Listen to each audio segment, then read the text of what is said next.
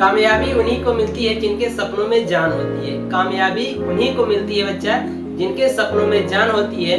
अब पंखों से कुछ नहीं होता, हौसलों से उड़ान होती है। तो हेलो बच्चों, स्वागत है आप सभी का राहुल एकेडमी की एक और बेहतर वीडियो में। तो प्यारे बच्चों, आज हम लेकर के आए हैं कक्षा 11 के भौतिक विज्ञान का एक मोस्ट इंपॉर्टेंट टॉपिक जो आपके एग्जाम में हर साल पूछा जाता है। तो प्यारे बच्चों, आज की जो हमारी टॉपिक है वो है पास्कल का नियम। ठीक है, तो प्यारे बच्चों, आज से हम लोग कक्षा 11 के भौतिक विज्ञान और रसायन विज्ञान के पूरे जितने महत्वपूर्ण क्वेश्चन हैं उन सभी क्वेश्चन का हम लोग डिटेल स्टडी करेंगे। ठीक है, तो प्यारे बच्चों, बस आपसे रिक्वेस्ट है कि हमारे यूट्यूब चैनल से जुड़िए और अपनी तैयारी को बेहतर बनाइए। ठीक है, तो चलिए बच्चों, बिना किसी देरी की आज की वीडियो को हम लोग शुरू करते हैं।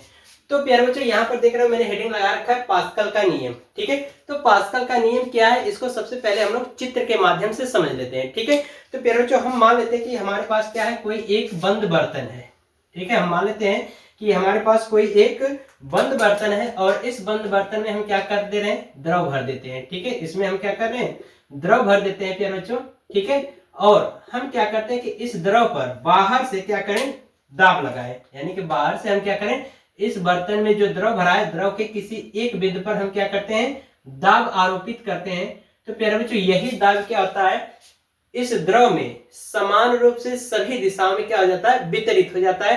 तो यह नियम हमारा क्या कहलाता है, पास्कल का नियम कहलाता है। मैंने क्या बताया, इसको समझो। हमने मान लिया कि ये कोई एक बर्तन है और इस बर्तन में हमने क्या किया, द्रव भर दिया है। ठीक है, और इस द्रव के किसी एक बिंदु पर हम क्या करते हैं, दाब आरोपित करते हैं।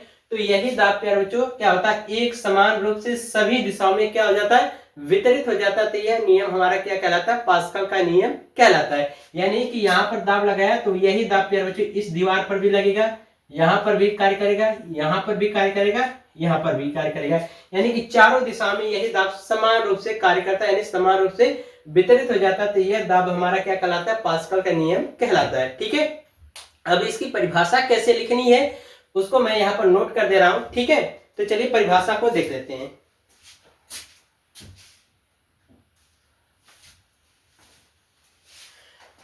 तो बच्चों, यहाँ पर मैंने पास्कल का नियम क्या होता है वो लिख दिया। आइए एक एक करके हम लोग समझ लेते हैं। ठीक है, तो यहाँ पर देखिए लिखा गया है कि जब किसी नली या बर्तन में, ठीक है, जब किसी नली या बर्तन में द्रव को भर दे तो वह साम्य अवस्था में होता है। यानी कि जब किसी बर्तन या नली में हम क्या करते हैं, द्रव को भर देते हैं तो वह द्रव क्या होता है, उस नली या बर्तन में कौन सी अवस्था में हो जाता है, साम्य अवस्था में हो जाता है।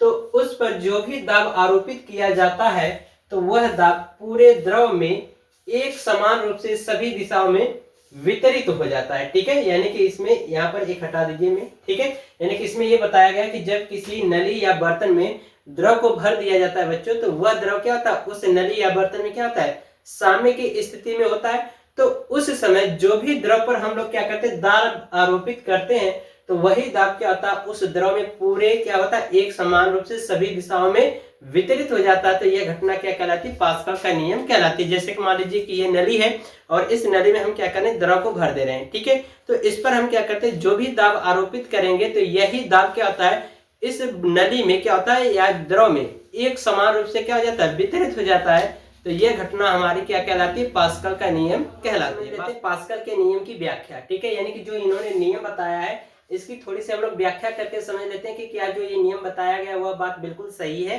ठीक है, तो प्यारे बच्चों, हम क्या करेंगे, यहाँ पर हेडिंग लगाएंगे व्याख्या।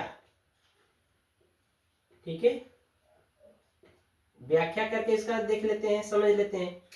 तो प्यारे बच्चों, हम क्या करेंगे व्याख्या में कि सबसे पहले एक क्या करते हैं, एक पात्र लेते हैं और उस पात्र में क्या करेंगे, एक द्रव भर देंगे। ठीक है, तो प्यारे बच्चों, मान लेते हैं कि हमारे पास क्या है, एक कोई पात्र है यानी या एक कोई बर्तन है और इस बर्तन में प्यारे बच्चों हम क्या भर दे रहे हैं, द्रव को भर दे रहे हैं। ठीक है, तो हम क्या कर रहे हैं, इस बर्तन में द्रव को भर दिए।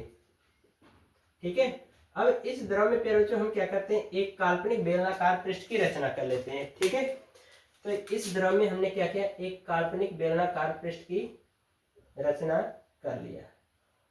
ठीक है, अब प्यारे बच्चे यहाँ पर आप देखिए नियम में यह बताया गया है कि यदि किसी द्रव पर दाब आरोपित करते हैं तो वही दाब क्या होता है, एक समान रूप से सभी दिशाओं में द्रव में वितरित होता है। तो इसका मतलब कि अगर हम इस द्रव पर दाब लगाएंगे तो वही दाब इस बेलनाकार पृष्ठ पर भी कार्य करेगा, तो वह भी एक समान रूप से सभी दिशाओं में कार्य करेगा। तो जो दाब यहाँ पर होगा वही दाब इसके इस साइड भी होगा, इस साइड भी होगा और नीचे से भी वही दाब कार्य करेगा समान रूप से। ठीक है, तो वह दाब मान लेते कितना, P है। ठीक है, ये चीज क्लियर हो गया। अब प्यारे बच्चों हम मान लेते हैं कि यहाँ पर जो वृत्ताकार फलक है इसका क्षेत्रफल कितना है, A है। तो जो क्षेत्रफल ये होगा वही ये वाला भी दूसरे सिरे का जो वृत्तीय फलक है उसका भी वही होगा। और मान लेते हैं कि इस पर जो लगने वाला जो दाब यानी जो बल है वो F1 हो और इस पर लगने वाला जो बल है वो क्या हो, F2 हो। ये मान लिया हमने। ठीक है, इतना थ्योरी में आपको लिख देना है। तो फिर बच्चों हम लिखेंगे यहाँ पर मान लेते हैं कि इस वृत्ताकार जो फलक है प्यारे बच्चों इसका जो केंद्र है वो क्या हो, O1 हो, तो इसका केंद्र क्या हो, O2 हो। ठीक है, ये हमने मान रखा है। ठीक है, तो प्यारे बच्चों यहाँ पर लिखेंगे O1 केंद्र के वृत्तीय फलक पर लगने वाला बल F1 हो, तो यहाँ पर लिखेंगे O1 केंद्र के वृत्तीय फलक पर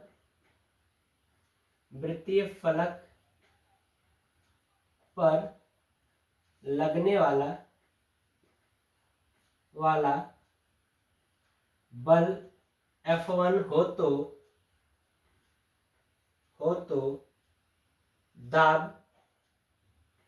दाब कितना कार्य करेगा प्यारे बच्चों, सूत्र हमारा होता है दाब P बराबर F अपान A से। ठीक है, ये फार्मूला होता है दाब का। तो यहां से हम क्या करते हैं कि मान निकाल लेते हैं दाब का। सबसे पहले तो मान लेते हैं कि इस पर लगने वाला दाब कितना हो, P1 हो, और बल हमने बताया कि F1 है, बाकी एरिया A होगी। तो यहाँ से बल का मान निकाल लीजिए। तो ये इसका इधर क्रॉस गुणा करा देंगे तो हो जाएगा F1 बराबर P1, ठीक है, इंटू A। इसको आप मान लीजिए समीकरण नंबर 1। ठीक है, अब इसी पर हम क्या करेंगे, जो वृत्ताकार फलक O2 का जो केंद्र है इस पर लगने वाला बल का मान या दाब का मान निकाल लेते हैं। ठीक है, तो यहाँ पर लिखेंगे O2 केंद्र के वृत्तीय फलक पर लगने वाला बल F2 हो तो दाब का मान कितना होगा। तो इसी प्रकार यहां से निकाल लेंगे। तो बस मैं डायरेक्ट लिख देता हूं, दाब इतना हो जाएगा आपका P2 बराबर F2 अपान A। तो अगर हमें बल का मान चाहिए तो हम यहाँ से बल का मान निकाल सकते हैं। ये हो जाएगा आपका F2 बराबर P2 इंटू A। इसको मान लो समीकरण नंबर 2। ठीक है, तो प्यारे बच्चों अब हम क्या करते हैं, जब द्रव को नली में भर देते हैं तो ये कौन सी अवस्था में हो जाता है, साम्य अवस्था में। जैसा कि यहाँ पर आप देख सकते हो कि जब हम क्या करते हैं कि नली या बर्तन में द्रव को भर देते हैं तो कौन सी अवस्था में हो जाता है, साम्य अवस्था में होता है। तो साम्य अवस्था में हो जाएगा तो हम क्या करेंगे, यहाँ पर दोनों के बलों को क्या करेंगे, साम्य अवस्था में एक दूसरे के बराबर रख लेंगे। तो यहाँ पर लिखेंगे साम्य अवस्था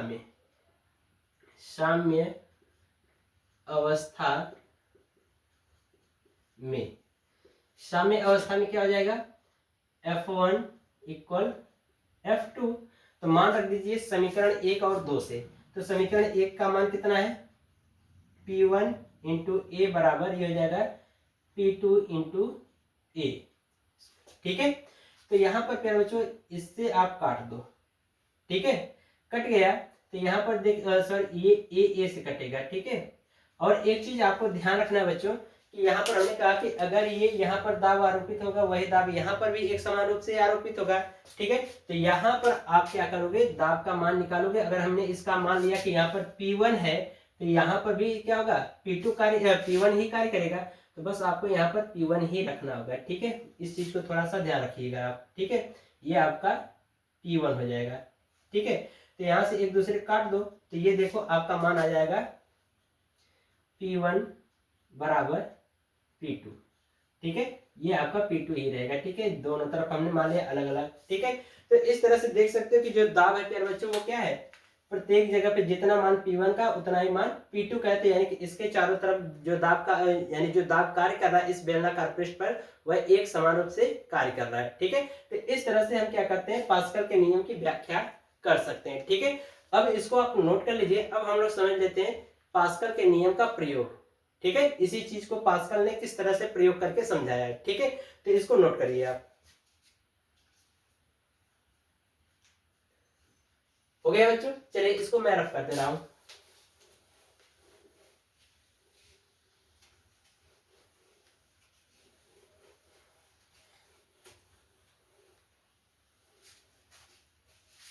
ठीक है, तो यहां पर हेडिंग लगाएंगे पास्कल का प्रयोग। पास्कल का प्रयोग। ठीक है, पास्कल के प्रयोग में प्यारे बच्चों हम लोग यहाँ पर समझ लेते हैं, और इसकी मैं आपको एक शॉर्ट वीडियो भी बना करके समझा दूंगा। ठीक है, तो पास्कल ने क्या किया था कि एक विशेष प्रकार का बर्तन लिया था जिसमें 4 पिस्टन लगे थे। ठीक है, तो मान लेते हैं कि ये हमारे पास क्या है, एक बर्तन है जिसमें क्या है, 4 पिस्टन लगे होंगे। ठीक है, इस तरह से। ठीक है,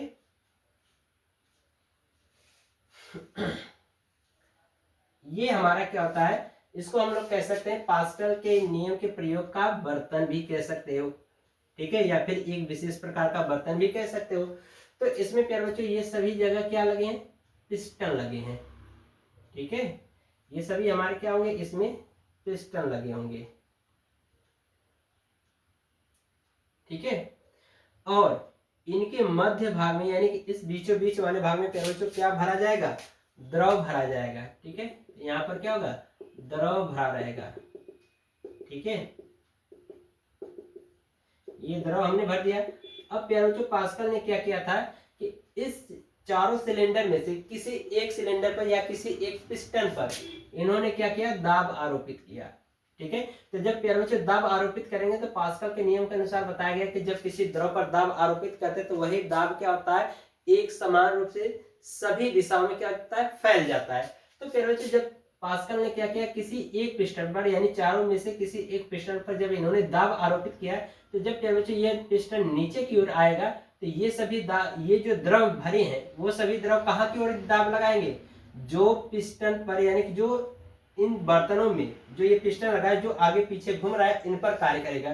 तो जब यहाँ से दाब लगाएंगे तो ये पिस्टन पीछे की ओर आएगा, ये भी पीछे की ओर आएगा, ये भी पीछे की ओर आएगा। ठीक है, तो इसका मतलब इस बात से सिद्ध होता है कि यदि किसी द्रव पर दाब आरोपित किया जाता है तो वह दाब क्या आता है, सभी दिशाओं में एक समान रूप से कार्य करता है। ठीक है, तो इस तरह से हम लोग क्या करते हैं, पास्कल के नियम का सत्यापन भी कर सकते हैं। ठीक है, बात समझ में आ रही।